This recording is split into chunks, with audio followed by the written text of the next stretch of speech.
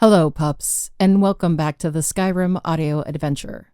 I'm Kat Loveland, and I voice Aela the Huntress, and I am thrilled to be working on this project. I've been having so much fun, and our fearless leader is a fantastic director and absolutely a blast to play opposite of in this show. Not to mention our fan base is the top fan base on the internet. You guys have been so great, and looking at all the fan art and watching all the conversations back and forth in the Discord just makes this so much more fun to be a part of. And on that note, we do have some special thanks this episode to returning patron Jerrod Nilo, upgrading patron Joseph Grinder, and new patron Sapling King. Now, Pebble and I do have some vampires to hunt, so without further ado, let's get into Chapter 13 of Book 2 on the Skyrim audio adventure. Counting Crossroads.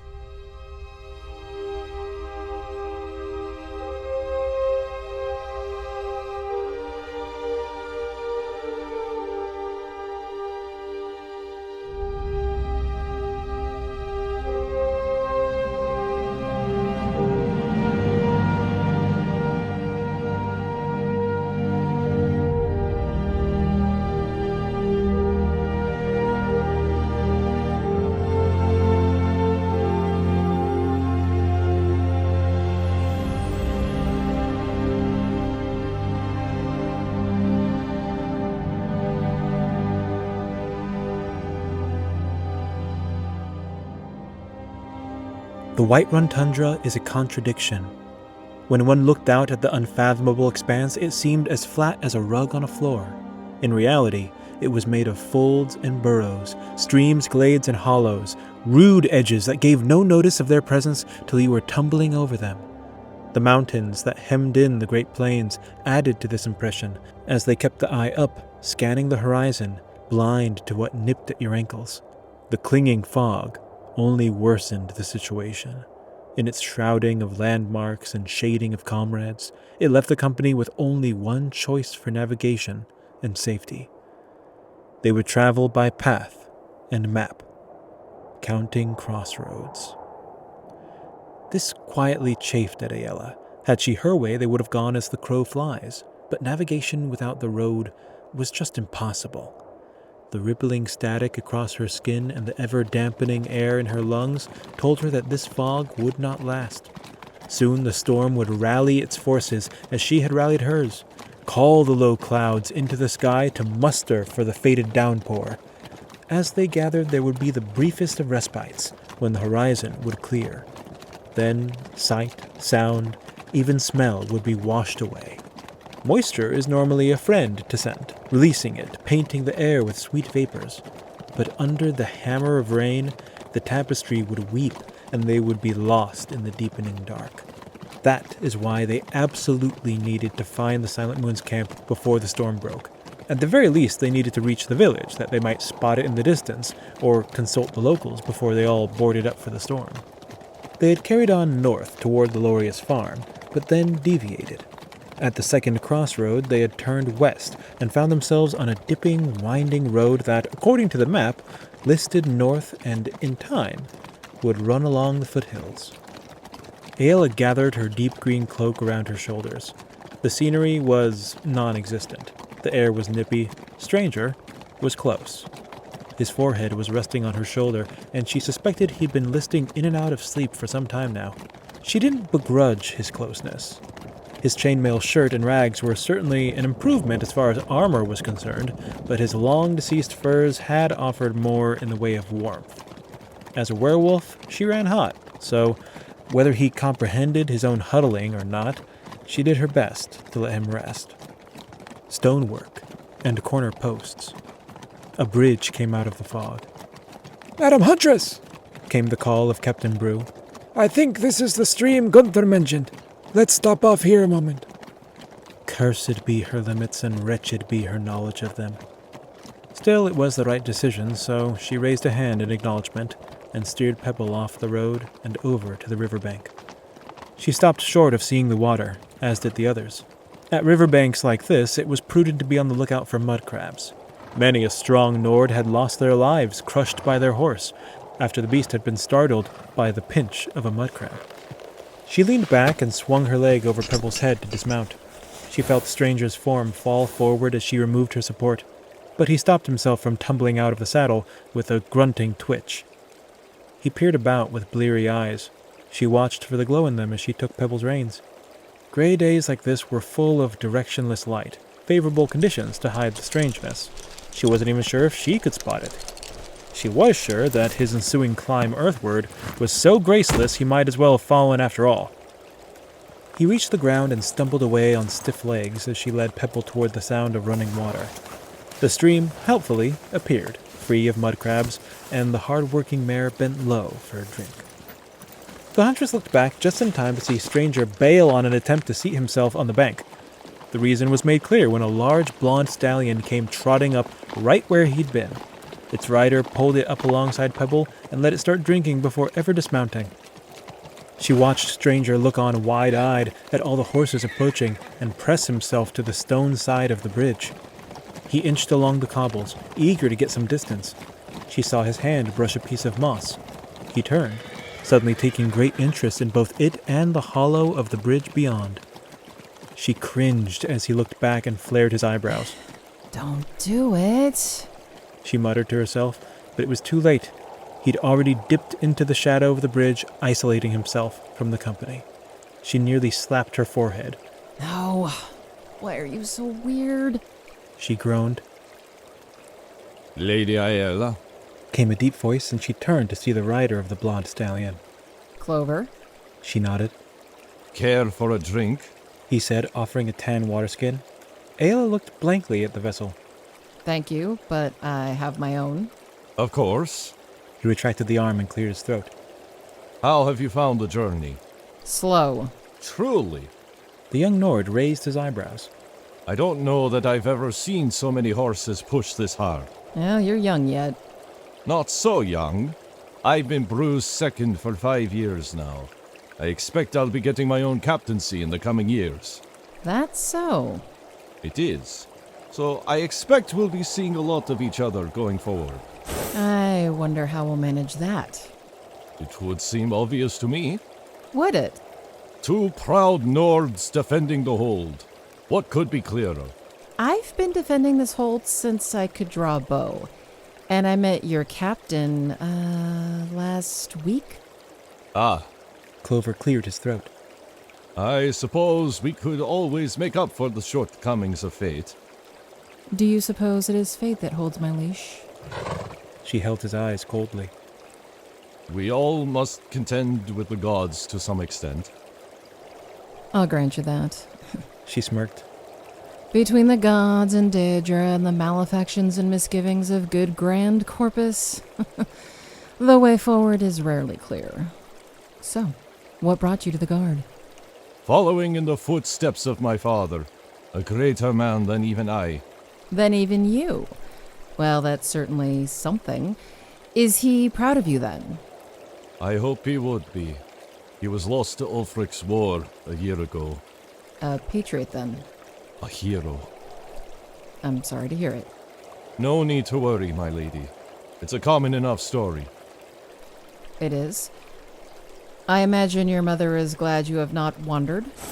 She is. Though it is in our nature to wander and wonder. Even I wonder if other paths may soon present themselves. If you wish to wander, paths shouldn't concern you much. Perhaps. But I couldn't help but wonder at the nature of your squire. My squire? The thin one. Your tag-along.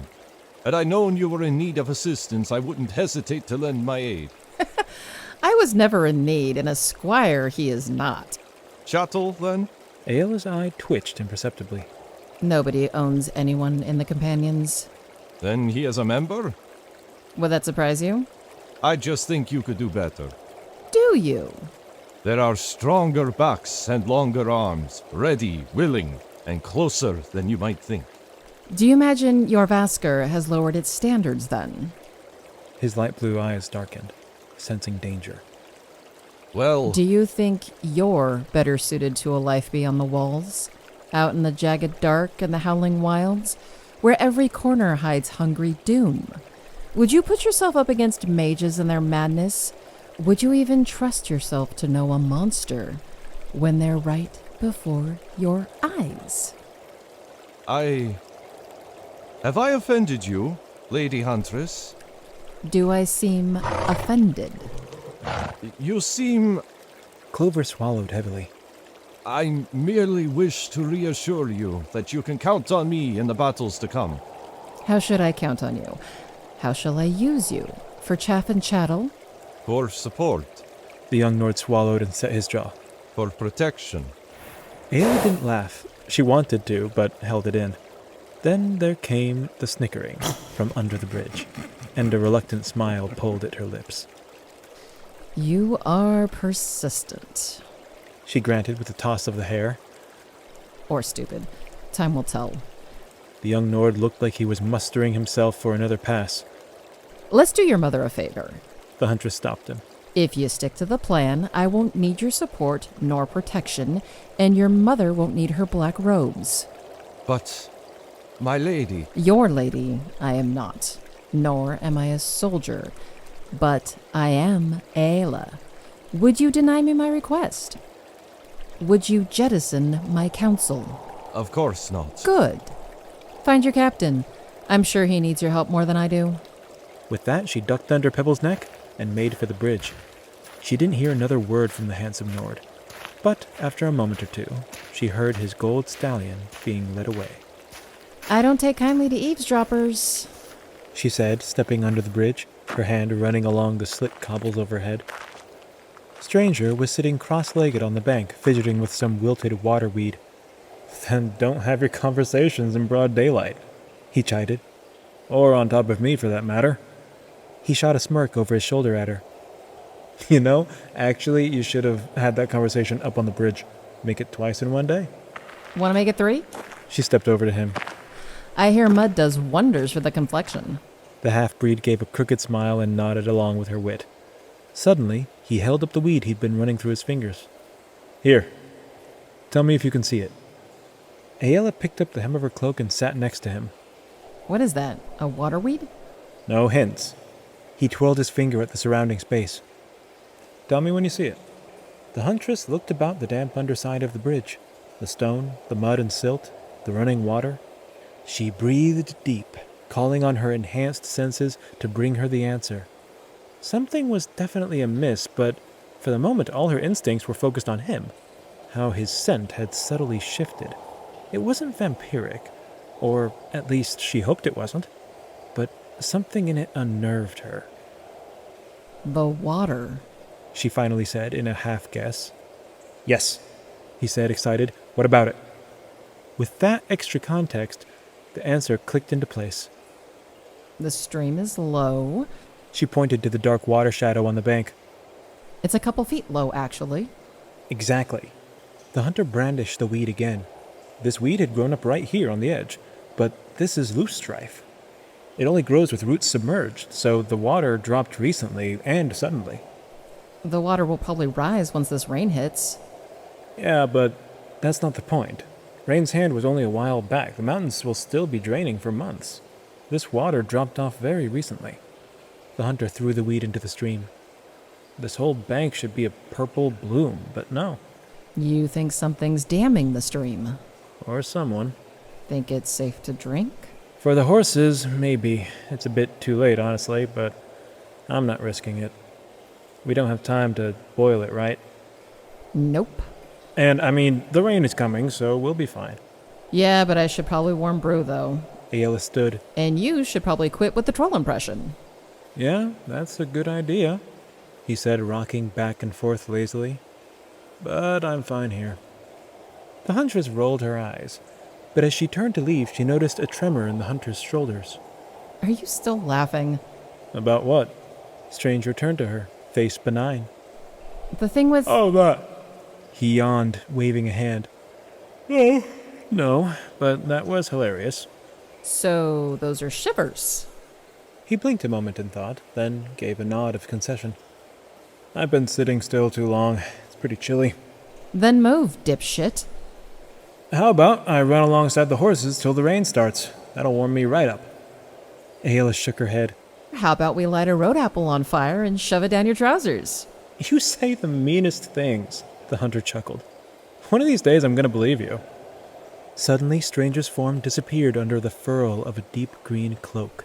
The hood fell over his eyes, and he jumped like an animal startled by a trap. He didn't get far, as Aela's hands were already fixing the clasp at his collar, her arms bracketing him, warm as summer, steady as stone. What are you doing? He asked. Making something clear. Aela muttered. What? To whom? To you, moron. The huntress chided, voice bereft of any venom. You don't need to be cold. The guards were unnerved by the news about the stream, but none seemed actively worried about it. They all had much darker dooms on the mind. A few did give her double takes when they beheld her dark armor, unguarded by her familiar cloak. The more noticeable ripple came when Stranger emerged from the bridge and climbed back onto Pebble, sporting said cloak. Aela didn't bother meeting anyone's eyes as she turned to join him, but she did notice Rhea's mouth hanging open in a quiet scream. The young Imperial grabbed Aethys and seemed to headbutt his shoulder several times. The Dunmer grabbed her and shook her. The girl twirled and swooned into his arms, and Aethys made a production of resuscitating her with exaggerated false slaps, Rhea tossing her head this way and that to complete the effect. Beside them, Hamel and Botke were watching, their faces blank, giving slow, deliberate applause. Aela took a moment to stroke Pebble's neck before jumping in the saddle. It was a slow, gentle thing, a tender moment between steed and master. It also did well to hide her grin from the watching world.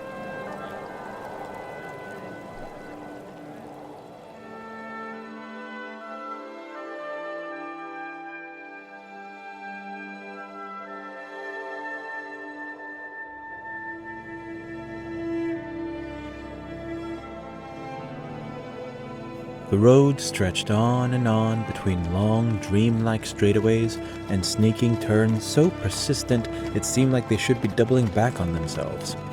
The fog made it nearly impossible to have confidence in one's heading. A faint breeze pushed out ahead of them. The chill of the grounded cloud seemed liable to bring frost to their ears. Shadows like spindly terrors loomed out of the haze, leaning over them as if scrutinizing their hearts. The fact that these shapes always revealed themselves as lonely trees did little to soothe their nerves. Aela soldiered on, as did most of the soldiers, which seemed only appropriate. Several, however, didn't take kindly to the ambiguity. A pair of Nords, one a woman with short brown hair and a scar on her chin the shape of a star, and the other a man with shaven head and eyes narrowed by the glaring sun, had taken to periodically dashing forward into the gloom before returning moments later with an air of, "Fear not, the way ahead is clear." By Bru's initial misgivings, she knew their names to be Durnay and Hilki. After their first expedition, the captain seemed to give tacit permission, and several others took the dip into the mist, but none so frequently as Durnay and Hilki. The mood of the company shifted when, after one such excursion, only one of them returned. It was Hilki. "Something's blocking the road!" he called. Everyone perked up at that. Bru, Clover, and Rugat surged forward, and the companions followed, the breeze at their back seeming to spur them on. The rest carried on in their steady pace, apparently not so eager now that there was something to see. When Aela and the rest came even with the oddly stationary Durnay, they all saw what she was staring at. Way out ahead of them, just far enough to be obscured by the furls of fog, a dark mound seemed to be sitting directly in their path. There seemed no edges nor limbs. All their eyes could discern was a large, blurry lump. Farkus, Vilkus, and Anno were quick to lift their noses to the air, but their tailwind made the effort fruitless. Aela didn't need to smell the musky scent of weather-matted fur to know what was before them. She imagined it was relatively obvious to everyone. Which is probably why what happened next caught her so off guard. "What is it?" Rockfall. "Looks old. Is that grass on Hey, it?" over here. There's another one over here on the side. That's not grass. Should we shoot it? No. "Ilky, grab a stone. Can't we just leave?" No! Stay on your horse! Aela called in the mounting din. Hey! What's going on? Came the shout of a trailing soldier. Hilke didn't hear either as they were spoken at the same time, and as such sounded like, "Hey, stay going once," which, while nonsensical, is not a phrase built to stop anyone in their tracks. The guards' boots thudded against the road just as their steady tailwind picked up in a sudden gust. The hair on Aela's neck stood up as she realized just what was happening. Sure, the guards and the horses were one thing, but far more troubling. The sense of 4 werewolves had just been taken by the wind. A sound came, not crackling like thunder, but arriving like a rising tide. A deep rumble that rattled the ground and made one's grip feel tenuous and buzzing. It felt as though Nirn itself were blowing its horn of herald, and every horse in the company panicked. The beasts kicked and reared, twisting and leaping and shaking their heads, trying to get free of their harnesses. Several riders, including Rhea and Torvar, were tossed from their saddles. Terror gripped Aela's heart as Stranger's constant pressure at her back disappeared, and the shape ahead started to stir. A high trumpeting rang out in the fog. The sound was matched by others, to the front, sides, even behind. Mammoth! Mammoth! Brew called in his weak voice, but the shout was soon echoed by Clover and Aela. Fall back! She called. It was easier said than done. Half the riders weren't in their saddles, and the horses didn't seem eager to stick around. The huntress fought to steady Pebble, the mare spinning and kicking out in a panic. As she spun, she saw guards hopping along beside their fleeing steeds, one foot still caught in a stirrup. At least 2 had simply grabbed hold of a saddle strap and were letting themselves be dragged out of sight. Some horses had left their masters altogether, leaving the soldiers stumbling around the road. One figure, however, was laying eerily still, the shaved-headed Nord, Hilke, the only one who had been out of his saddle when the madness started. By the trickle of red at his temple, she knew he'd been kicked in the head. What concerned her more, however, was the green cloak rushing off toward him. Stranger! She screamed, Run! The bastard man actually looked back at her over his shoulder, before continuing on to the fallen guard. The thunder was coming now, and there was no stopping it. Aela, move! Cried Vilkus. A hulking mass came barreling out of the gloom, a massive, brown, shaggy beast, easily the size of a house, its tendril-like snout lifted high in its trumpeting charge, 2 curving tusks, long as a man is tall, swept before it as it ran, like a drunkard brandishing knives. In that moment, her and Pebble were at last of one mind. They sprang away, dodging the mammoth's charge by mere inches. So thunderous were the animal's steps, the huntress was glad her mare didn't twist an ankle just by standing near it. More shadows all around, some drifting terrible shapes in the fog, some coming just into focus, some deliberately charging at the riders. Blasted haze, they had wandered into the middle of a herd.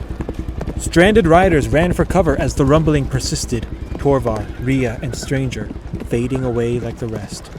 The beasts swarmed like an angry hive of bees, bringing doom to any who crossed their titanic paths. Aela and Pebble danced in the bedlam, avoiding at least 2 more mammoths and a barreling Farkus.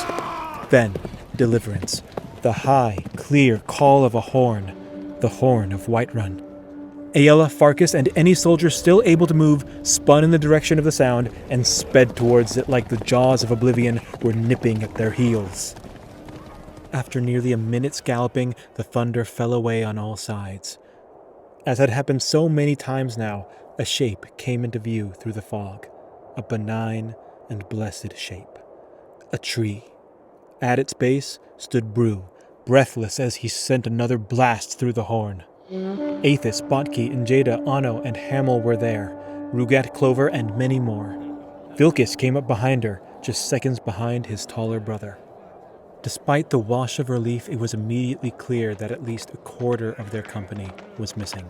Aela rode up to the gathering throng. Clover emerged from the crowd. With a leap and a twirl, she dismounted and wordlessly pressed the reins into his hands. Captain Brew! She called, waving. See to your men. We're going back for the others. The guard captain looked up briefly from a conversation with Rugat and lifted a hand in acknowledgement. All having heard, the companions drifted away from the crowd, leaving their horses and following Aela back into the miasma. Lost in the tumult of the moment was the road.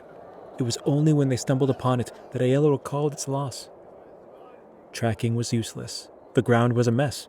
The tracks of horse, man, and mammoth all washed out and blurred by the settling dust. Scent, then, must pull her forward, but that infernal wind was still at their backs, pushing the trails ever ahead of them. Thus they were left to fumble onward, myopic to the last, the knowledge of the mist's menace slowing their steps. Then, finally, movement, mercifully small. 3 figures stumbled into view. Thank Talos. We were following the horn, but we weren't sure. With 2 gold-sashed soldiers. One was being supported between Torvar and the other, his leg looking suspiciously crooked. You useless shit! Aethys breathed, rushing forward. He looked like he was about to hug the droopy Nord, but paused when he saw the soldier's leg. The soldier in question had his collar in his teeth to stop from screaming. The Dunmer's face darkened, and he looked back to Torvar. What did you fall off for? Are you drunk?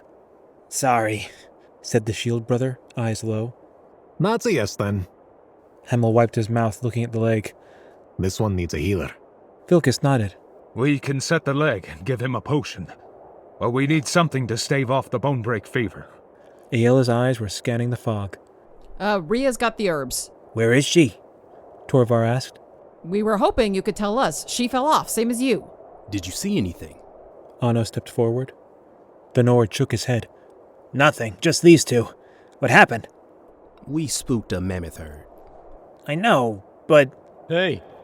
Suddenly there came footsteps. 2 more gold sashes came running from the mist. Oh, thank Talos. We were following the horn, but we got turned around.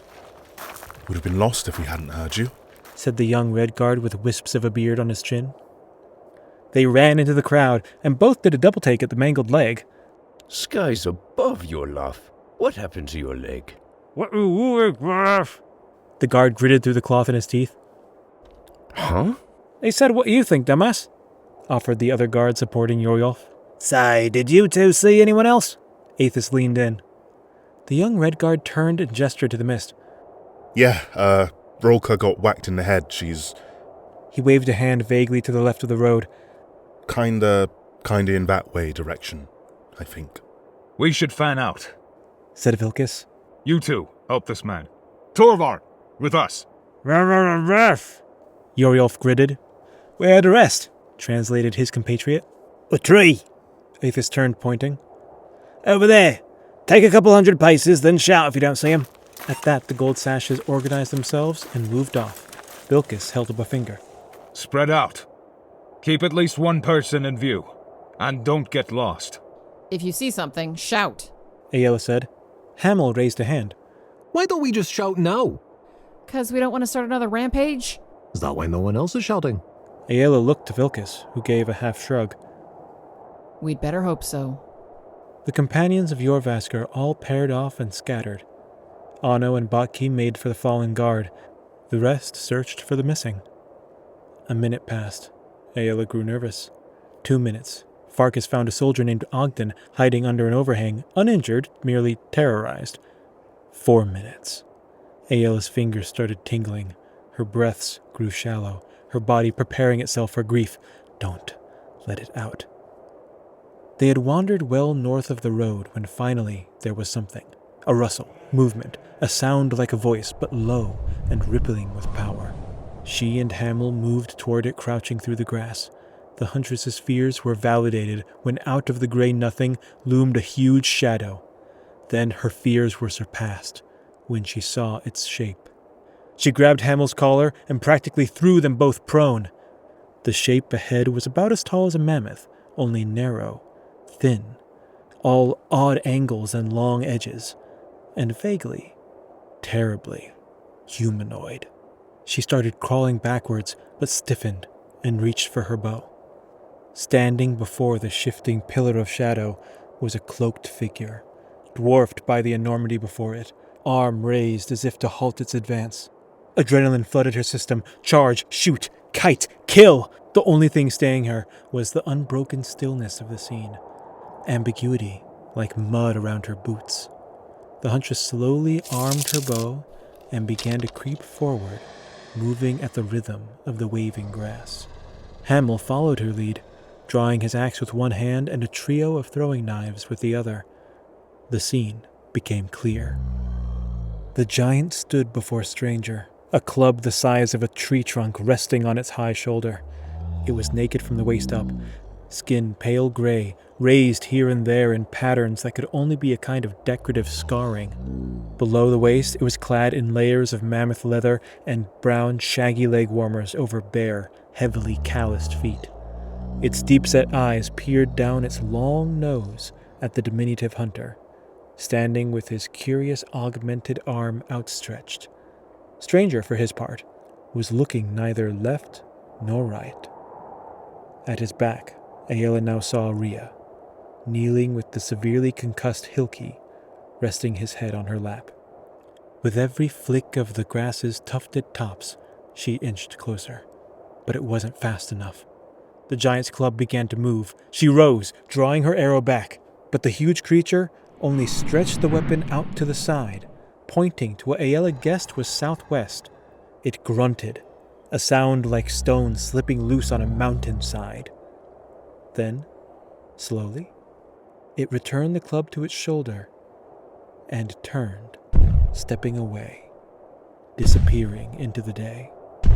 A shepherd, following his flock. As the rumbling of the giant subsided, Stranger sat down hard and looked back to Rhea, Hilki, and after a split second, her. "Oh, hey," he greeted with a lopsided grin. Aela's blood boiled. Venom rose in her throat, but it was Hamel who rushed forward. You maniac! He cackled, shaking the half-breed by the shoulders. You absolute lunatic! Rhea, you alright? Yeah, I think so. The Imperial girl panted, letting out a breath she'd been holding for who knows how long. Sorry I fell. The barrel-shaped Nord waved a dismissive hand. Nonsense, just glad you're unharmed. How's that one doing? Well, he's breathing. I saw a stranger trying to carry him off the road, so I helped. Is Hazel okay? I don't know, but we can find your horse later. Everyone's regrouping by a tree over there. Okay. We tried to hide in this patch of grass. The mammoths missed us, but then the giant came. And this wild man stood up and told it to fuck off! Wait till we tell the others! Yeah. Aela's eyes narrowed. Rhea's tone was evasive, and her gaze kept darting between the sitting hunter and the huntress herself. We need to get this one on a horse, but maybe we shouldn't move him yet? You try pouring water on him? Not yet. Here, give it a moment.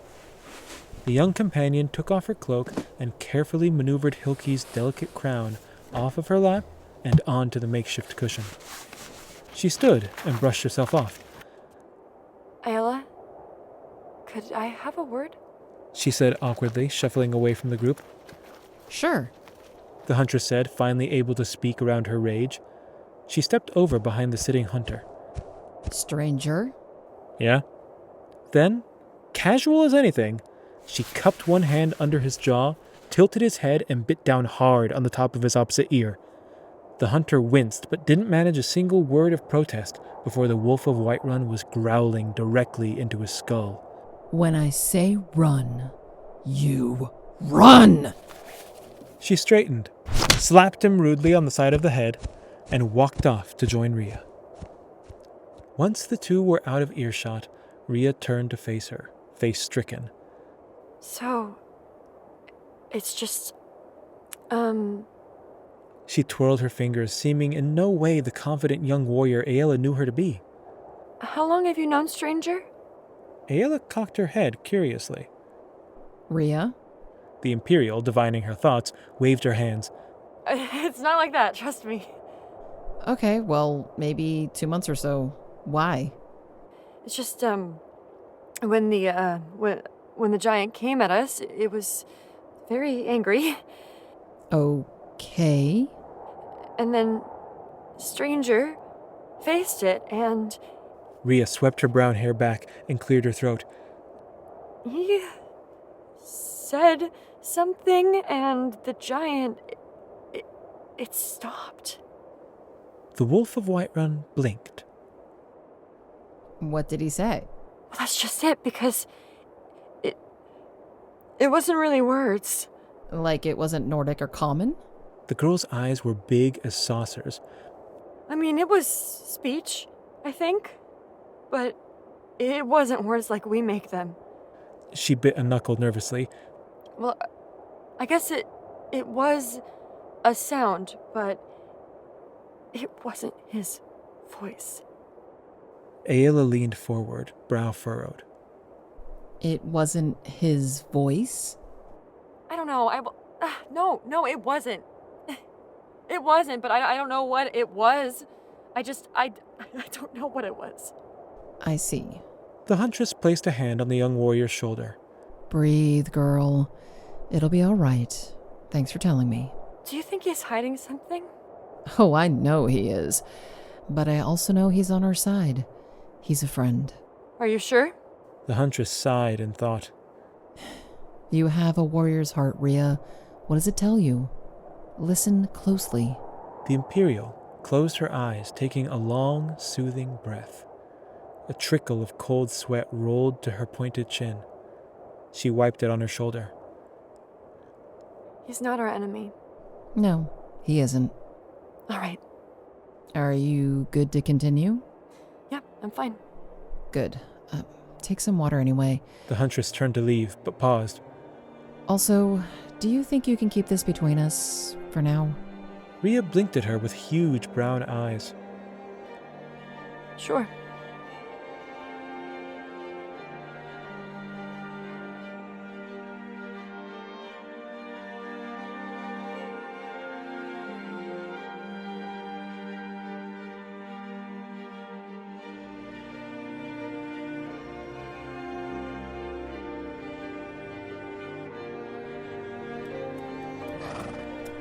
It's a testament to Whiterun's skill as a nation of horsemen that not one steed was lost in the fray. Rue and the others stood by the tree, clicking tongues and blowing sharp whistles into the haze. Before long, all horses, including Rhea's much-missed Hazel, were accounted for. In spite of this, the meeting with the mammoths was devastating. One could almost say that 2 head injuries, a broken arm, and a crushed leg was a cheap price to pay when faced with a mammoth stampede. But for every injured soldier, a healthy one was needed to ferry them back to Palewatch. So before one even accounted for the psychological damage, the Whiterun Guard had lost about 1/3 of their force. Captain Brew stood hands on hips, chin struggling to stay high. Durnay, you will take Hilke back to town. But sir! I have as much use for a hothead as I do for a busted leg. Now go. See him well. See yourself well, and wait for our return. The scar on Durnay's chin flashed as she bit back her words, but in the end, she nodded, and set about preparing the conscious but sluggish Hilke for the journey. Clover, head count. Brew sighed. The tall auxiliary snapped to attention. 34 of ours. Once they leave, it'll be 26. Brew stepped over to Aela and the other companions. Madam Huntress, are all your people accounted for? We are. 10 warriors and that one over there. She inclined her head to stranger. The captain's eyes were humorless. We're low on people, low on morale, and low on light. This is all true. But hey, at least this didn't happen while the vampires were around. That would have been much worse. This quest is noble, Madam Huntress.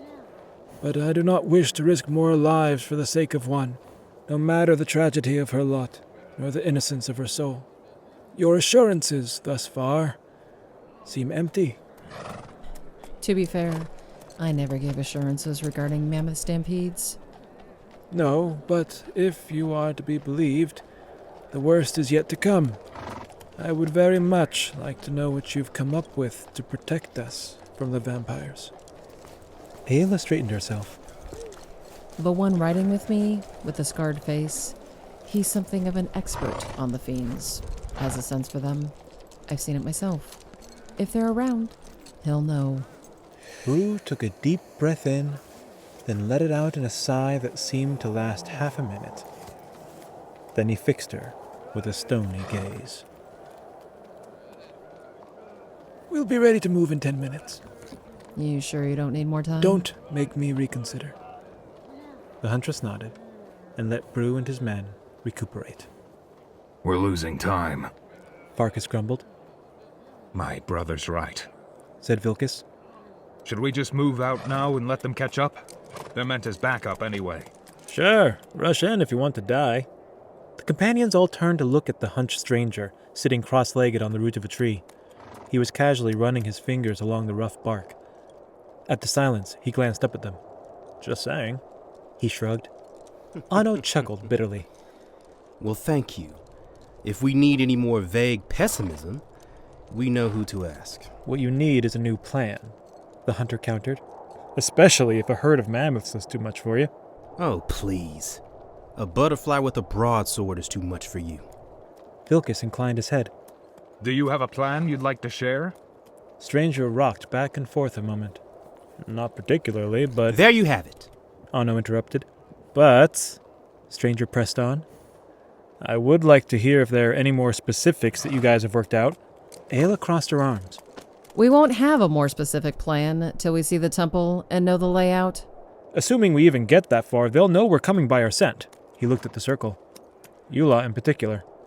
What about us? Farkus asked, a shade hurt. Vilkus tapped his shoulder. No, brother, I think he's referring to the... Oh, right. The rain will mask our scent. Aela said. That's true. The hunter nodded pensively. Yeah, that's true, but... But? I don't feel like we're doing enough. Anno shrugged.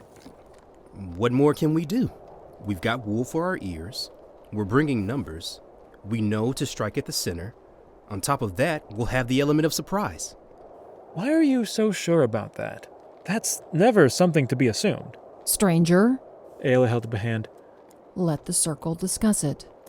Several sets of eyebrows raised, and the companions glanced between the two quietly, sensing tension. But the hunter only gave a half smile and rocked himself to his feet. Sure, he said, brushing himself off. I'll be over there then.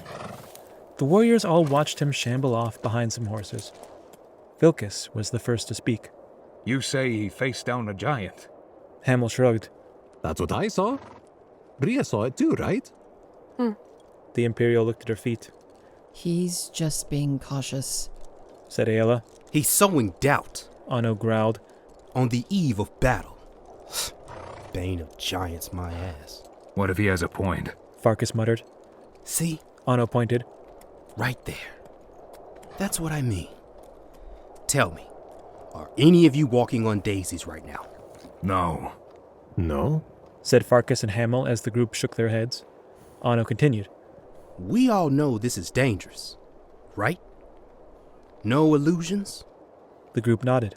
We're all on the same page, Anno. Aela said gravely. Now, has anyone had any epiphanies? Even if it's dumb, I want to hear it now, and not later. Anno sniffed hard and elbowed the black-haired Nord next to him. Vilkus, this is normally your thing, right? Sorry, he said, rubbing the back of his neck. Aela's right. We just don't have enough information yet. So we trust in our strength? And in our bond. Constant communication is key. Hamel blew out his cheeks. Gonna be tough with our ears full of wool. Hey, don't do that. Aela pinched her brow. Let's just worry about finding the damn bloodsuckers. She spun on her heel. We'll leave as soon as the guards are ready. Vilkus craned his neck after her. Where are you going? To get some answers out of the Bane of Giants. When the huntress found Stranger, he was sitting on a tuft of grass, running his hands deliberately up and down his bow. He marked her approach and flared his eyebrows in greeting. She parked her hips next to his and looked appraisingly at his handiwork. What you up to? Oiling my bow, he said, gruff and short. Aela's mouth twitched. Oh, is that what they're calling it? Fuck off, he groaned, bumping her shoulder with his. Aela chuckled and let her eyes drift along the bow in question. It hurt her archer's eyes. It was a subtle warping, barely noticeable to a layman, but to any hunter, it should be maddening. You need a new bow. So I've been told. Seriously, why do you keep that one? He gave a wry smirk. Because I know you'll complain, and your voice is like music to me. Aela felt the laugh rising in his throat right alongside the color in her ears. You... Enough.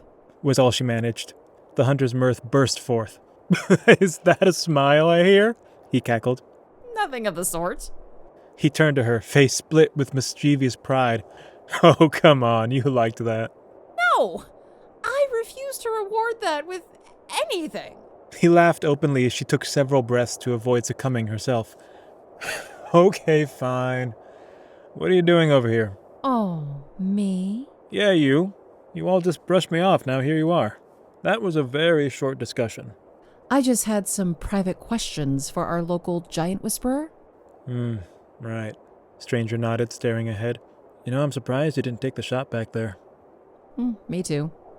Where does Hircine stand on the hunting of giants? Are they good prey, bad prey? Aela followed his gaze into nothing. Anyone can be prey, and anyone can be predator. It all comes down to circumstance and will. Whether they mean you harm or not? Aela shook her head. Intent is a swamp, a mucky haze of well-meaning failings. The hunt is the hunt, crystalline and clear. I see, he said and put his bow down next to him, stretching his legs out, then crossing them again. I'm sorry, you had questions? Right. Aela shifted herself around to face him. Stranger? Yes. He grabbed his ankles and perked up like a waiting dog.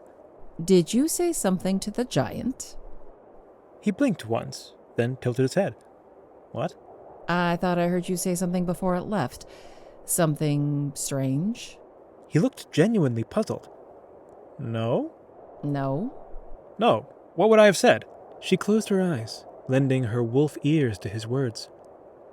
After a moment, she opened them and regarded him with knitted brow. What? You're actually telling the truth. Yeah, I know. What's this about? Nothing. She turned away and pulled at some grass. Forget it. Is it a joke? What do you say to the giant? How's the weather up there? Aela snorted, but held in her laugh. That's bad. What do you want? You're the one being weird. I'm being weird? You're weird all the time. You don't even have to act up, you just stay weird. You breathe sense and blow madness. If one of us knows anything about blowing, I'd wager... Ow! He winced as she socked his arm. She made sure to dig her knuckles into the tender spot between the shoulder and bicep. After a moment, he nodded. I deserved that. I really did. Uh-huh. The huntress shook her hair out. I've said it before, and I'll say it again. You are not normal. I'm the most normal person here. By what metric? The huntress counted on her fingers. You live in the woods, already an outlier. Not a crime. You have the social skills of a gnat. Good enough for you. You're not a warrior, but you're stacking up battles by the day. You talk to things no one else can see. They talk to me! Your name is Stranger, which is its own layer of bullshit. You've got just so many scars. Again, I live in the woods. That's a double dip. From magical constructs exploding next to you? Okay, I'll allow it. You've survived grave lords and vampires, and you can talk to vampires. Forget who I talk to. You are a werewolf. You are friends with a werewolf. Oh. What? Got nothing left? Oh, no. Uh-huh. Yeah, there it is. Aela smirked. You called yourself a freak earlier. I don't know why this should bother you. That was... The hunter seemed to deflate. That was this. He gesticulated to his face and eyes. That was a thing that happened. It's not me. Do things really talk to you? I wouldn't worry about it if I were you. But you're not. Nope. But I'm your friend. So quit your moping and stop sowing doubt. Sowing doubt? His tone shifted, now indignant. Aela flinched. It hadn't been her word. It had been Anno's. It had slipped out, and now Stranger was slipping too. Wait. Sowing doubt? By saying we need a plan? We'll make a plan when we have the time. For now, we need to ride. Then ride. Ride to your death. Take us all with you. This sounds grand. Don't be dramatic. I'm not dramatic. This is dramatic. The humor had drained from him. Use the guards as a distraction, then give them the girl and cover their escape. What's wrong with that? They're going to die, Aela. You don't actually have any solutions, any counters. This is just a shape. You're just choosing who dies first. Anger flared in her. Don't be stupid. I swear, do not be stupid, okay? Because I am one of the few people here that knows you're not. Don't be scared, Lady Huntress, because I'm one of the few people here that knows you are. Oh, wow. She stood, moving directly in front of him. Is this why you came then, to talk me out of it? I came to help. By talking me out of it? Are you sure we can't wait till morning? Stranger pleaded. Honestly, no. The Huntress conceded. I'm not sure, because I don't know, and you don't know, and we won't know till we know. By then, it could be too late. Have you forgotten why we're here? For you. For the girl, stranger, for the... She looked around suddenly. Oh, fuck. The fog is lifting. What does that mean? It means we're running late. Madam Huntress! Came the call of Captain Brew. Can that one ride? What? She responded. The guard captain pointed to Stranger. Your friend, can he ride? The Huntress looked back to the half-breed, who shrugged. Well, me and Pebble do all right. Why? She called. With the injured, we've got some extra horses. Yes. The Huntress cut him off, striding to her own mare. He can ride on his own.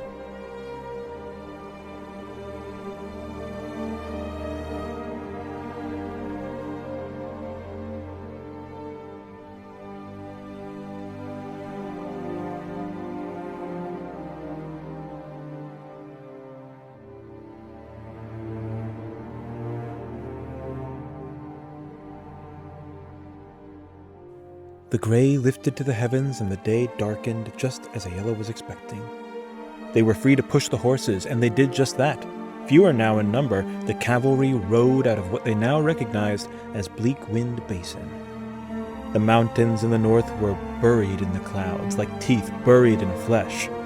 Even then, Dalria's experience and Aela's eagle eyes made short work of the rising ridgelines. There, to the left, rose Eldribod Peak. Just east of that, High Volkig, the guardians of Volkig Pass. To the right of those imposing sentinels stood a lesser but beautiful summit, Valenrud. It was between High Volkig and Valenrud that their path seemed to lie, and path it was. The well-kept road was left behind as the day grew ever grim. The Huntress wagered that the day was 2/3 done when at last the heavens opened up and washed everything away. The sharp clopping of the horses was replaced soon with wet splashes. The company grew tight as visibility again waned. Hoods were raised, and those without donned their cage-like metal helms to keep at least their heads dry. Steam rose not only from the muzzles, but from the very hides of the well-worked beasts. Aela rode, no cloak, no hood, heavy drops ringing hard against her armored shoulders and spritzing her ears. Her hair was slick within seconds, and the chill ran through her like an old friend. Please. It was an old friend. Her Nord blood rose proud to meet it. To shake its hand and say it had been too long. She missed this. There was something wild in the wind, and it made her teeth grow sharp. What are you smiling about? Came Stranger's voice over the downpour. She looked to her right. He was there, riding low on the unfamiliar horse, bent to peer at her from under the borrowed cloak. She turned away and let a pair of riders drift between them. For the moment at least, she had no use for him. The deluge roared like an animal and rattled like music, at some junctures letting up just enough for them to glimpse the face of the tempest above. Then sheets fell like angry swarms, and they returned their focus to the uneven paths as the storm washed away even daylight itself. Night didn't fall. There was no room left in the sky. Instead, it seemed to rise up like the deepening puddles they rode through. Hoods clung to heads and cloaks to shoulders. No torches could be lit in the punishing damp, so Anno called upon his magical acumen to conjure a dancing web of silvery lights along their path. Unfortunately, the Redgaurd's skill set was, by his own admission, limited. So instead, a single starry light floated lazily at the head of the column. For those near the light, it was almost blinding. but once they learned to look past it, it gave them a good 20 feet of visibility. For those near the back, their world shrunk to the size of a bead. All they could see, man or beast, was the light itself, giving them nothing more than direction. Silence would have been a mercy. The pounding rain drowned everything out. They were blind and deaf, especially when Anno's little light flickered out. And they all had to wait, still in the roaring black, for him to cast it anew. In those abyssal moments, Aela closed her eyes, listening hard and breathing deep. The smells were so rich, plump and fresh with the falling drops, crushed foliage bleeding quietly under hooves, the anxiety of her fellow mortals, the quiet resting aggression of her fellow lichens. The telltale scent of a vampire was more of an absence than a real smell.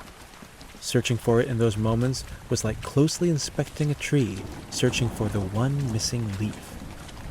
Then, with an arcane rush, the light returned, chasing any creeping malice, any watching dread, back to the perimeter of its glow.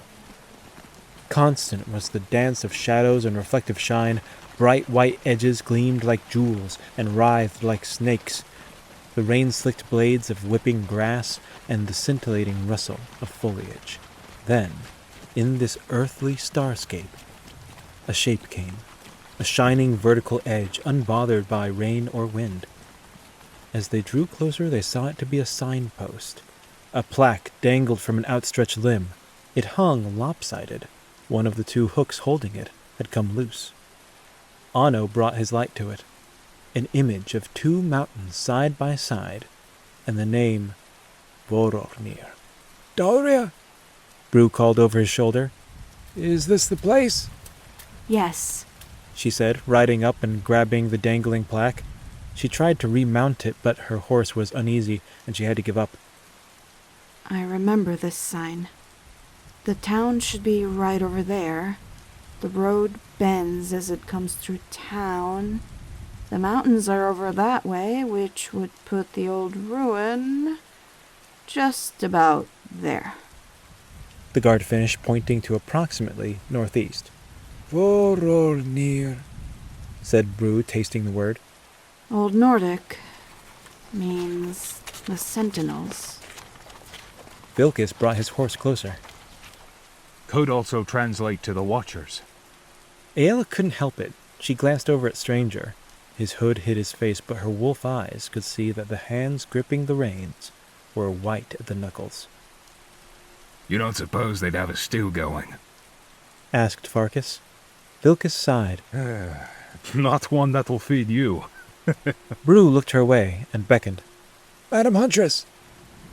Captain? She brought Pebble over to the sign.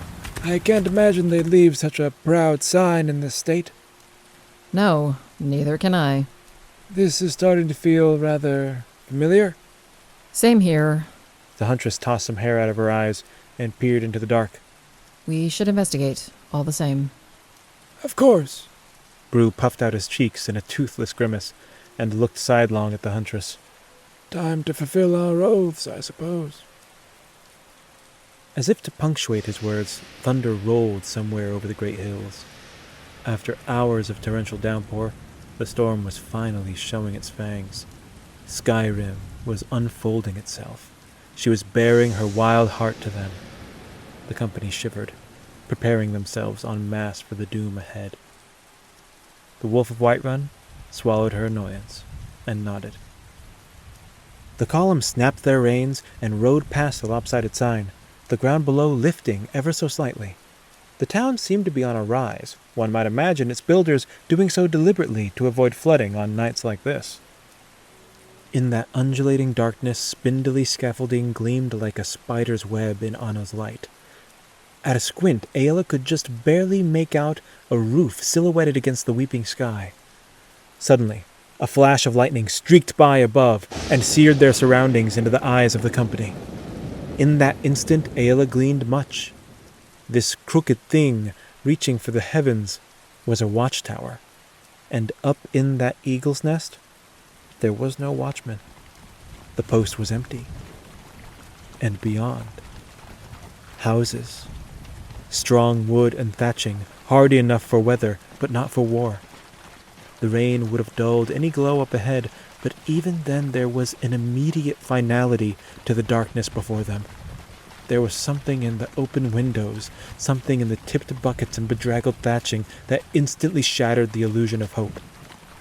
No humming hearths, no simmering stew, no one to close the windows against the raging storm. Voronir was dead. The questions that remained were, for how long? And why?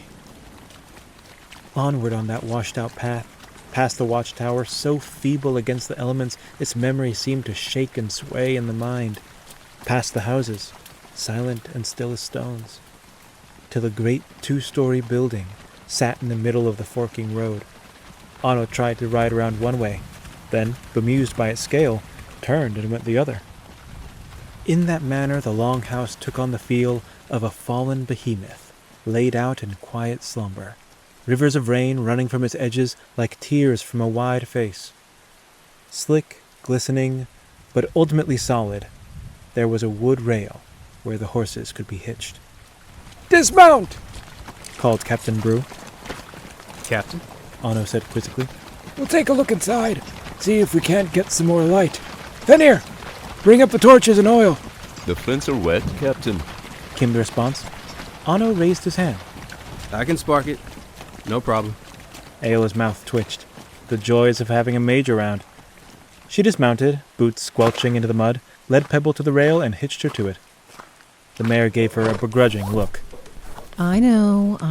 Look, after this, it's a week in the barn, I promise. A warm blanket and all the oats you can eat. She rubbed the mare's face and planted a kiss on her nose. Maybe just a lot of oats, actually. If I'd let you, you'd eat yourself sick. Aela! Called Vilkus. Farkus and I are going to check out the houses over there. All right, be careful. Shout if you find something. Aela, Came Ria's voice. should we check out the other buildings? At a glance, the huntress noted the tremor in the girl's hands, the hunch in the dark elf's shoulders, and the smile slowly sliding into a grimace on the face of the broad Nord. She nodded toward the longhouse. No. Just get inside and get warm. It might be our last chance for the night. Their faces were grim, but grateful as they shuffled toward the steps. What do you suppose that's about? Said Botki. Aela looked up. He was already under the porch awning, resting his elbows on the railing, looking out at the rain. The huntress followed his gaze to see a single horse still unhitched, just standing out in the middle of the road. Next to it, of course, was Stranger, standing still as a statue, staring blankly into the darkness.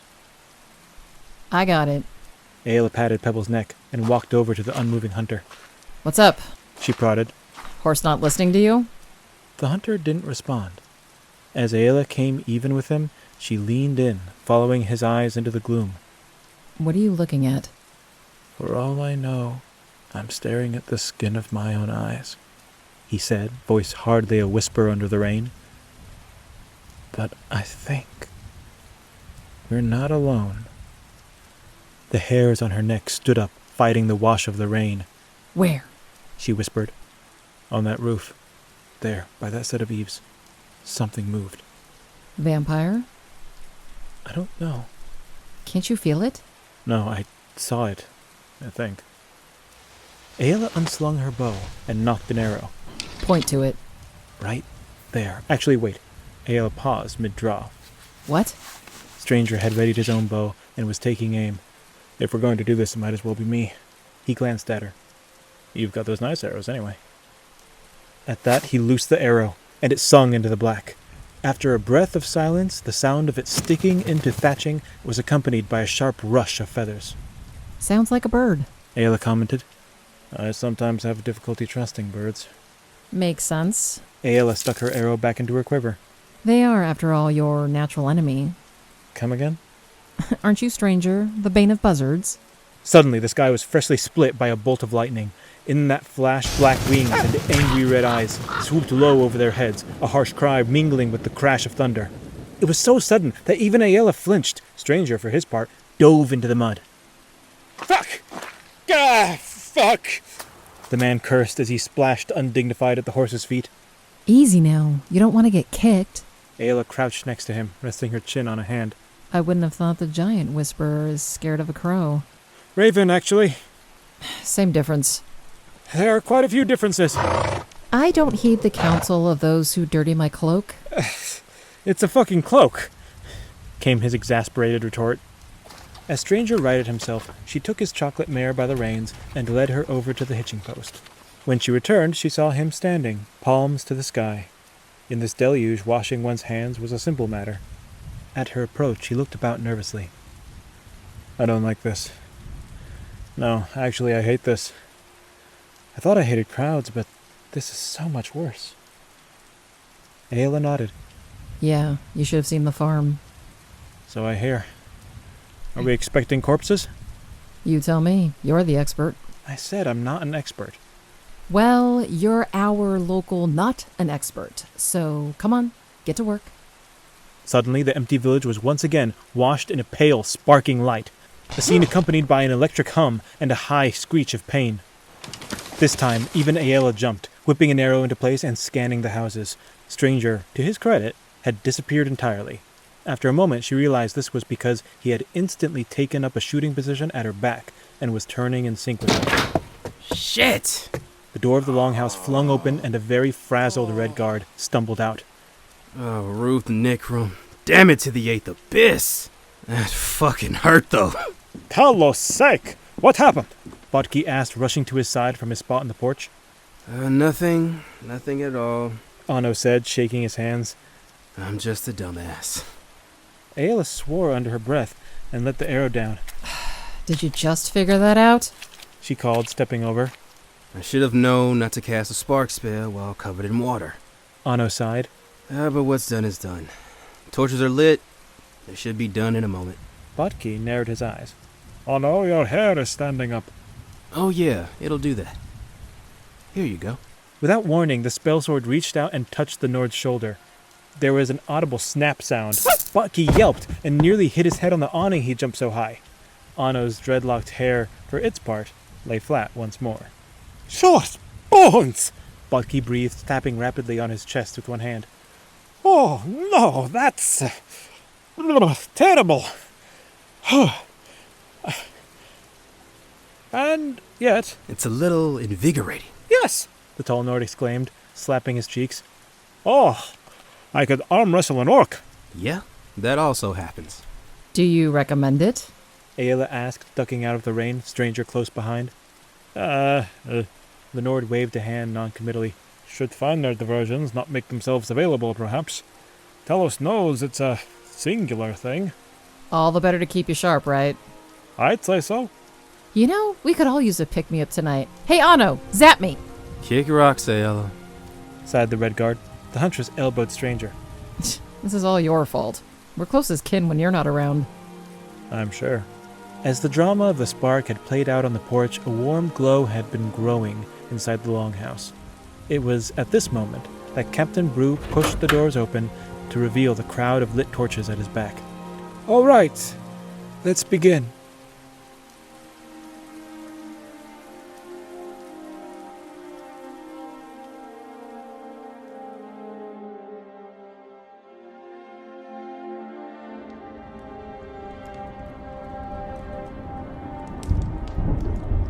Farkus and Vilkus found nothing in the houses they explored.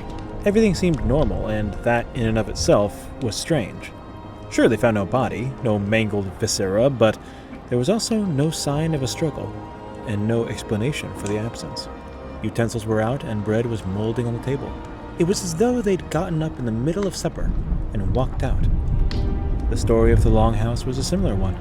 The fireplace was lit along with the candles. The crowded interior seemed oddly homey against the bleak weather outside, till of course one noted the tankards of ale and glasses of wine sitting about, their components long separated into water and sludge. Not a hand, not a hint, not a sign, not a soul. All right, gather round, Brew said as the guard huddled. The torches are ready, so we're going to sweep the town. We'll take this one building at a time, and... Captain! Interrupted Aela. Time is of the essence. Our goal lies beyond, does it not? The state of this town is evidence enough of that. True, we can assume the fiend's lair is nearby. But we cannot simply look past this. Beyond evidence and inference, far or near, it seems, is abandoned. Its people and what exactly happened to them cannot be ignored, no matter the circumstance. Our fight waits ahead. Perhaps, but our duty is right here. There is nothing here. The huntress turned to Stranger. Stranger, have you actually felt something? You know, like how you do? The half-breed shrank as the room turned on him. No. Nothing solid, that is, but... See? We need to move before this happens to another village. Aela, Vilkus rested a hand on her shoulder. you're thinking about the vampires. But there are also citizens, soldiers, and children to consider here. Anno nodded. How does a whole town disappear and no one noticed? They'll notice when the tides come due. Oh! Mumbled Hamel before Aethys elbowed him. Monsters. Aela said, fists clenched. How does it happen? Monsters. Terrors. We don't know how or why they do it, but now we know more than ever that we're going in the right direction, and this is our chance to stop them from doing it again. We cannot delay. Captain Brew turned to face the huntress and rested a hand on the hilt of his blade. It was not a threatening gesture, but it seemed to summon to the captain the air of a stalwart Jarl by the flickering firelight. Madam Huntress, I respect your conviction to save this missing child, but my duty is to the people, one and all. And just think, what if somewhere in this town there waits a child no less innocent than the one you seek? Shall we, her only hope, pass them by because we lacked the patience to search for them? After a moment of quiet, broken only by Aethys's unprompted fit of coughing, the wolf of Whiterun visibly relented. So be it. I bid you relax while you can. The fight lays ahead, and there it will wait. Very well, but we're not all going house to house. Gravascar will take the northeast. That puts us closest to the ruins, correct? The companions all turned to Dalria. The guard was taken aback, but stammered. Yes, to the best of my memory. All right, Brew conceded. the guard will spread out. Stay in groups, search a few buildings, then return here to check in and report. No one is alone. No one is a hero. Understood? Aye, sir. Aye, sir. Aye, came the various responses. Clover clapped his hands. All right, spread those torches out. Keep one in reserve. If it runs low, you're done and you return. You four, group up. You four, group up. Outside, this way! Dalria, Ketsi, Brew called as he sat down heavily in a chair by the fire. check upstairs. Find a map, or, failing that, parchment and ink. Aye, aye, sir. Bowed Dalria as Rugat took up post beside the captain. Aela, irritable but resigned, caught the eyes of her shield brothers and nodded to the door. Taking up torches, the group followed her, Stranger trailing sheepishly behind. The burning core of the torches was enough to resist some rain, but the sheer magnitude of the precipitation made loitering a quest for blindness. As such, after they skirted past Clover, directing traffic from the porch, they moved at a brisk pace around the right side of the longhouse. They made swiftly for the first set of structures. After 2 knocks, Farkus kicked in the door of the first hut, and they piled inside. The interior seemed none the warmer for the light they brought. A fire pit in the middle with a cooking spit. Dark coals so cold they may as well have been the heartstone of a mountain. Tables and chairs so thick with dust they might have been sheep. Tools hanging from a wall beside a modest bed of wrapped straw. By the cracked window, a potted tomato plant climbed the rough glass. Are we sure this place was attacked? Asked Aethys. This feels more like a tomb than a village on the wrong end of a pillaging. There's a right end of a pillaging? Rhea asked. I'm just saying, it's odd. Wouldn't we have heard something? It's a dead zone, came the voice at their backs. The room turned to see Stranger, hood lowered, rubbing absently at the scar over his right eye, as if he hadn't said anything absurd. A dead zone? Echoed Vilkus. Noticing their attention, the hunter blinked. Sometimes evil is quiet. You don't know it by presence, but by an absence. Like a pit. Things go in, they don't come out. I've seen it before. You wouldn't hear anything, because there was no one to tell it. Anno crossed his arms. The one group of people who should have noticed is the Whiterun Guard. It's no wonder the captain wants to investigate. They're his people. Vilkus nodded. More than that, he's got to report this back to the Jarl. Can't say I envy that. Grumbled Hamel. It's all the same. Aela said, examining an odd vessel on a shelf. Let's just get this done. Be thorough, but be quick. I'm heading to the North Road to see if I can get a look at what's ahead. Stranger, let's go. I'm coming too, said Anno, turning for the door. If there's something to see, I want to see it. Me too. Chirped Rhea. I get the feeling I should come along as well, Botki said, lifting an amulet of Talos to his lips. Fine. Aela nodded. Vilkus ran a hand through his black hair. We'll just work north then. She practically pushed Stranger back into the rain as they set out. Right. We'll work south, meet up, and head back to the Longhouse. The streets were dead as the houses. Aela led the party around fallen scaffolding and past carts of rotting wheat sitting horseless in the road. A pungent scent led to another cart that seemed to be full of manure. In the rain, brown rivulets of water ran down the sides like septic tears.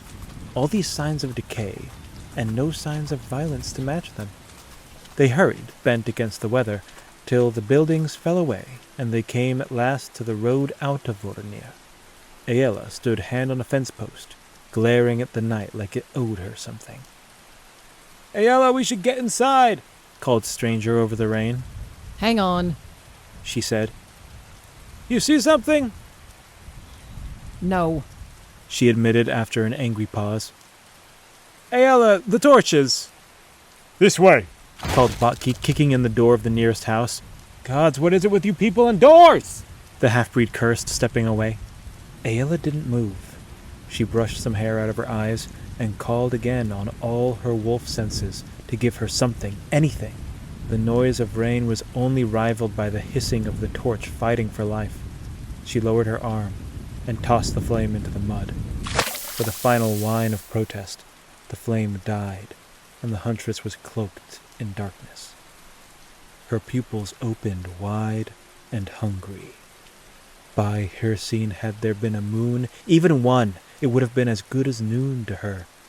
But the rain was unforgiving, stubborn as stone, stubborn as she. The dirt path ran out some 50 feet, the fence lining it for 40. And beyond that, stirring, taunting, nothing. Yet she felt so sure that should she merely strike out into that mystery, she would find her enemy. She would put a face to it just in time to rip it off. Her teeth bared and her jaw hung open in a silent growl. Drool ran with the rain down her chin, and her tongue lashed out as if to taste the air. Combat, hunt, kill. Her bones called for it, however. She knew where she was. She knew who was at her back and who waited ahead. It wouldn't matter how far into the dark she ran. Her doom would be ever ahead. She turned back to the town, a shade surprised that Stranger hadn't chastised her for needlessly killing her torch. There he stood, on the front step of the first house, arm reaching inside the open door, the light it held, casting half the hunter's face in an orange blush. There, in the dark side of his visage, a faint pinprick of light. She approached wordlessly, and wordlessly he watched.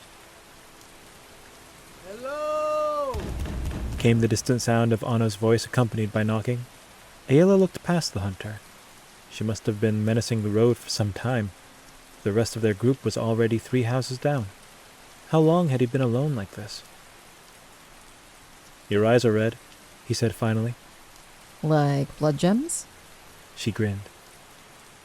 The very same. And your teeth are... Oh, are you shifting?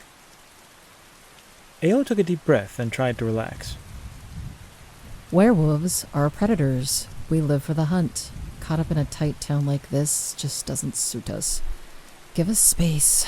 Let us run. And yet? And yet, I can't exactly abandon these people to the wild, nor you to these people. We're the only ones who know what's ahead. Thanks for sticking around. You did the same. I did, didn't I? The hunter quirked a proud little smile, turning with her back to the others. After a long pause, he added, "Must be getting slow," which earned him a jab in the ribs. When they folded back into the search, the whole enterprise picked up some steam. House after house, store after workshop, after stable after hut. They called and called for any distressed, lonely, trapped soul who might be waiting. The only children they found were in a family of bats under an attic roof. The only ones waiting were a murder of crows in a lone tree behind the mill. Something that struck Aela as odd was the distinct absence of horses. Vampires may have done any number of things to the citizenry, but the loyal beasts of burden as well? In the first set of stables they found, Aela examined the pens. The latches on the gates seemed to be left open. Had they broken out somehow, or been set loose? She couldn't help but imagine a wandering filly still hitched to its empty, run-down cart. The first thing beyond the simply ominous was a pair of burnt houses sitting next to each other. Anno crouched between the hollowed-out frames and scooped up a handful of mud. He brought it to his nose a moment before throwing it down in disgust. What is it? Relatively fresh, he said. Maybe couple weeks? Raiders? Asked Rhea. Or an accident? I haven't seen any tick marks from arrows, and I smell no blood. Doesn't rule it out? Nor does it rule out a group of mad enchanters, Aela said, crouching beside the Redgaurd. Anno snapped his fingers and pointed to the huntress. My thoughts exactly. Rhea looked back at the surrounding buildings. Wouldn't there be more damage from a group of mages? Yeah, but they didn't seem like fighters. Aela stroked her chin. We don't even know if they can cast basic destruction magic. Well, no destruction magic is basic, Anno corrected. Sure. What does that tell us? Asked Rhea. Anno stood, Aela following suit. Well, if we're certain, it confirms what we already suspected. But since it's only speculation, it doesn't actually tell us anything. The town had woes, just like any other town.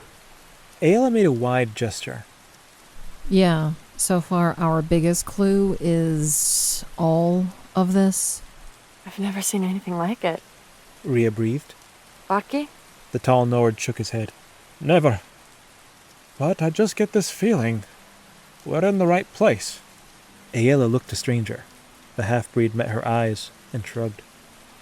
You know what it reminds me of? Anno said suddenly, a smile dawning on his face. Maybe it's just because this place's name literally translates to the Sentinels. Or the Watchers. That's far too ominous to be helpful. I'll stick with this. But anyway, back in Hammerfall, there was a skirmish with a group of raiders in the city of Sentinel on the Iliac Bay. When the Corsairs looked like they might make landfall, all the soldiers made for the docks, and all the citizens headed for the nearest defensible wall. So, with the soldiers over here, and the townsfolk over there, the actual town was completely abandoned for an entire day. Rhea's eyes were big. You were there? I was. Most peaceful walk of my life. This can't be the case here, though, Aela said. No. This is quiet, but far from peaceful. The huntress chuckled at that. Are you saying you found more peace in a war? One of the many signs I'd wind up with you lunatics. Glad to have you, Sparks. What happened with the raiders? Rhea asked. They never entered the city. As I recall, someone struck a deal. Or who knows? Maybe they just didn't like their chances. That's nice, actually. A good ending. Bit anticlimactic, but I think I like it better that way. The Redgaurd chuckled. I'm sure many people that day felt as you do. Aela's ear twitched and she turned to the shops at their back.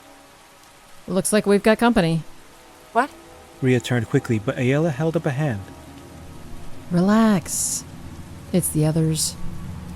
She started making for the rising glow emanating from the nearby alley. I'd know the twins' footsteps anywhere.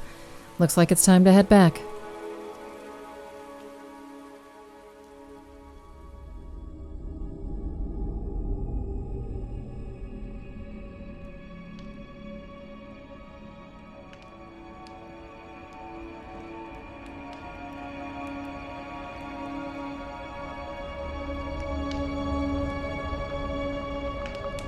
Back at the longhouse, they passed the orc guard Rugat as they entered. He'd apparently taken up the role of doorman. Brew was sitting at a table examining a wide scattering of overlapping parchment. Clover stood beside him, quill in hand, poring over the same mess. He looked up as Jorvaskr made their return. That was quick, he said flatly. Quick and fruitless, sighed Aela, taking a seat opposite him. And no less thorough, I trust. Of course, Captain. Without our reputation, we have nothing. I'm counting on it. The man's eyes were deep pits, vessels equal in that moment to the bestial heat in her own. Do you have anything to report? We found no one. I gathered, but... The captain sat back and swept an arm over the papers before him. We've been putting together a map of sorts. If there's anything of note, we'd like to know. Well, let's see. Aela quirked her head to get a better look at the developing map. Where are we? Here. Clover said, pointing to a spot just south of center. All right. 2 buildings were practically burnt to the ground here. No signs of a fight, nor of the fire spreading.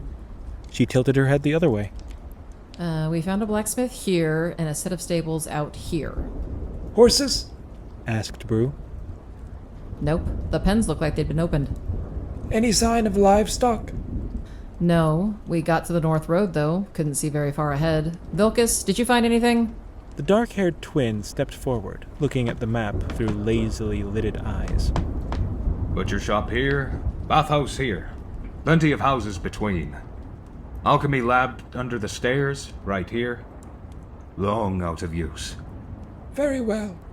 Brew sat back and set his eyes on the group, scanning as if looking for infractions among his troops.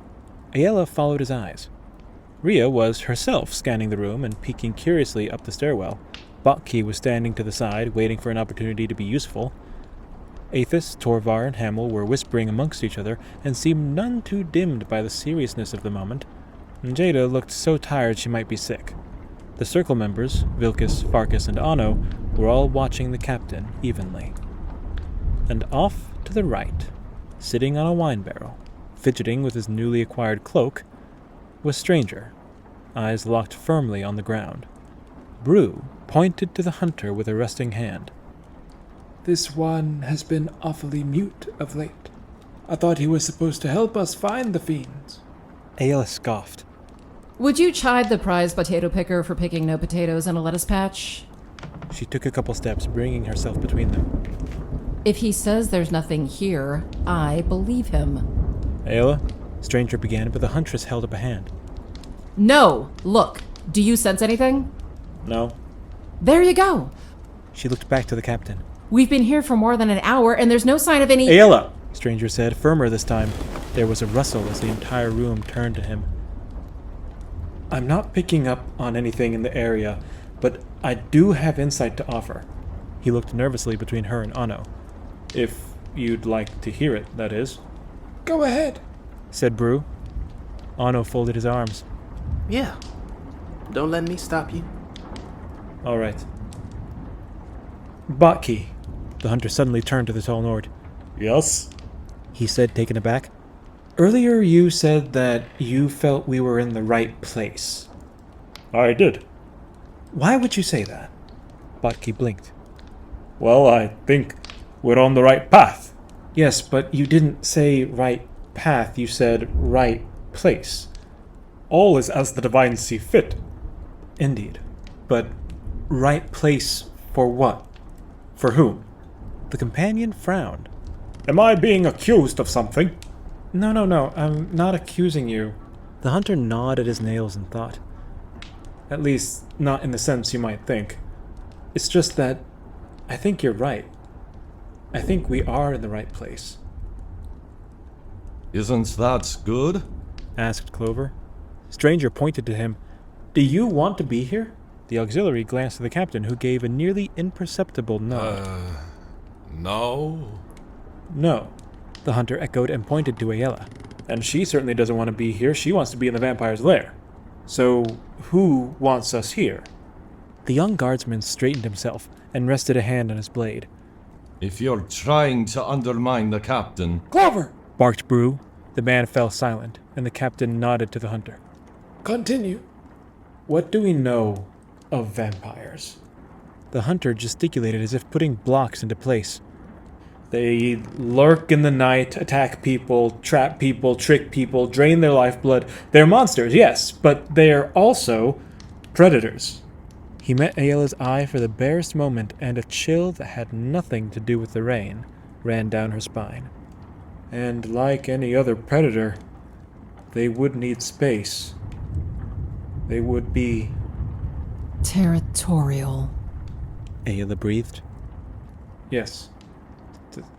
To some extent, at least. However, we're not expecting one vampire. At least I don't imagine we are, for why else would we have assembled such a force? Multiple vampires would need more space, far more territory, or whatever that looks like to a vampire. He glanced to Botki. You feel like we're in the right place. That's because we are. Honestly, I don't think we're on our way to the vampire's lair. I think we're already there. I think we've been there for a while.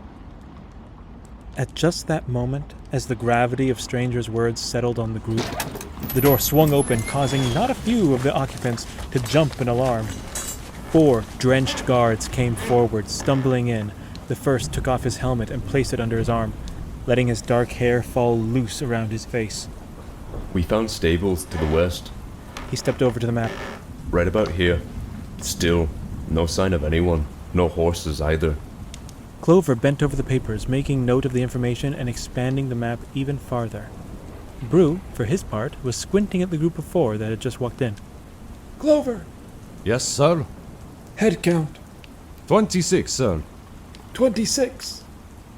Yes, we had 34 when we left. 4 were injured during the Mammoth incident.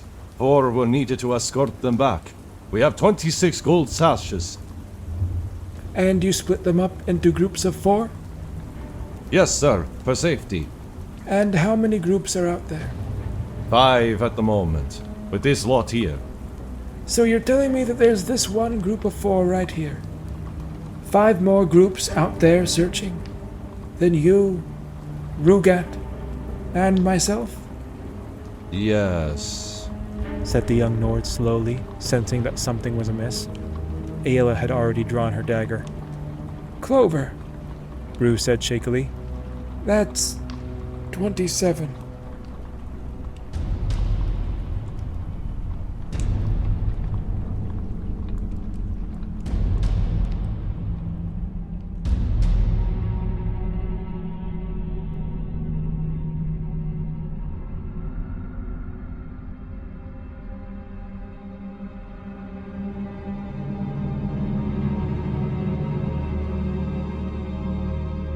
Thank you for listening to this episode of the Skyrim audio adventure.